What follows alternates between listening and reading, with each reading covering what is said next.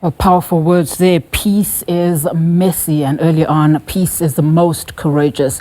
Well, for more on this, let's bring in SABC Correspondent Sherwin Bryce-Pease in New York to unpack this further for us. Sherwin, a very good afternoon to you. So much to unpack here. Essentially, an 80th commemoration at a time when multilateralism is under stain, where the United Nations is not seen to be delivering. And as President Cyril Ramaphosa said in his Monday newsletter today, a United Nations hampered by competing national interests that obstruct collective justice and action.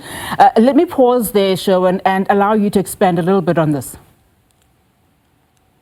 Well, I think the broad message here is that the UN is not working as a collective. The consensus-driven nature of these United Nations is essentially encapsulated, Unati, in the theme of this year's UN 80th anniversary, which is better together. And I think there's a recognition that there are too many diversions, there are too many national interests that overwhelm the multilateral-driven consensus that is needed in these United Nations for it to function as a collective whole. They often talk about how the United Nations is as good as the unison it can engender. It is as good as the collective nature of member states working together. And I think if you look at the proliferation of conflicts around the world, be that Ukraine, be that Gaza, be that the DRC, Sudan, the broad takeaway is that without that consensus, institutions like the UN Security Council are simply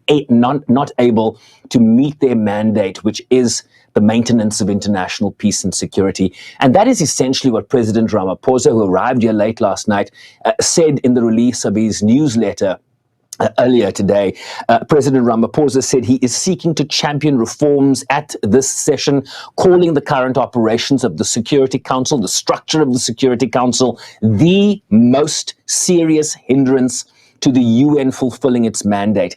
An architecture he talks about that has granted 5 countries veto power since the end of World War II. 5 countries effectively making decisions for 85% of the world's population, many of those people living in the developing global south. And so the message here that you're going to hear from the president and many other presidents is that reform is critical for the United Nations to live up to its ideals, which is to engender a world that is peaceful, that is a world that is focused on development, a world that is eradicating poverty, undergirding food security, gender equality, water and sanitation for all, quality healthcare, education for all, and the list goes on. And I think this focus this morning was really to inspire people as we head into the high-level week here this week, Unati. Yeah, let's look at then what's on the agenda. I mean, we understand that the major focus on today's program will be the all-important two-state solution conference that is expected to see a number of countries formally recognize a Palestinian state. I mean, we saw the UK, Canada, and Australia, the like. Australia and Portugal. So that will certainly be the big focus. We expect France, Emmanuel Macron, to formally recognize a Palestinian state. Of course, France and Saudi Arabia, the co-facilitators of that two-state solution conference. It will be the first big event that President Ramaphosa will participate in today. We're also having, just before that, something called the SDG moment, essentially an event to infuse this development agenda, right? The deadline, Unati, is 2030. We're 5 years out, and the SDG targets currently are at 35% or below. So only 35% of all the targets within those 17 goals are on track to meet the deadline by 2030.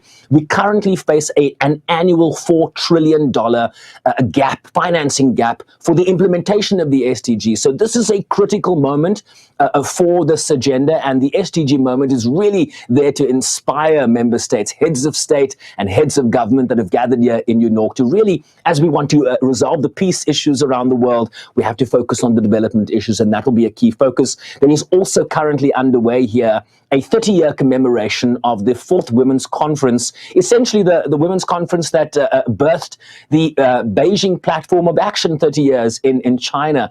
And they are now commemorating this 30-year anniversary because Goal 5 of the SDGs is about women's empowerment and gender equality, and we are failing. The regression recession we have seen since the COVID-19 pandemic has really undermined the momentum and the trajectory that has epitomized the gender movement for the last 30 years. So a lot of heavy lifting required here today. But as I said earlier, the two-state solution conference is going to be a key conference.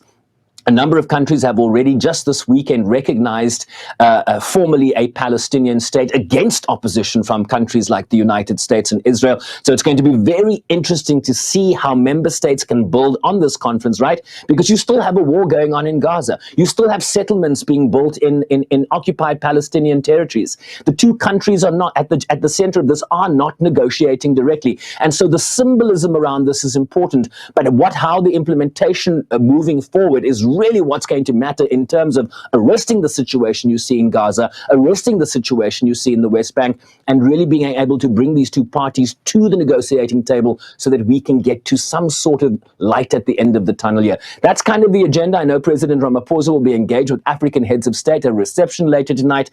And then, of course, tomorrow, Unati, is the beginning of the general debate. President Ramaphosa will address the General Assembly, as will the likes of President Lula of Brazil, President Donald Trump of the United States, making a return here to the United Nations. You'll know that he lost an election, so he's been absent here for the past 4 years. Very interesting, I think, will be to see what he has to say come tomorrow morning. And of course, $1 million question, will he meet President Ramaphosa? But of course, we'll wait for that to see that happening. Sherwin, thank you so much for that. Sherwin Bryce-Pease, live for us in New York.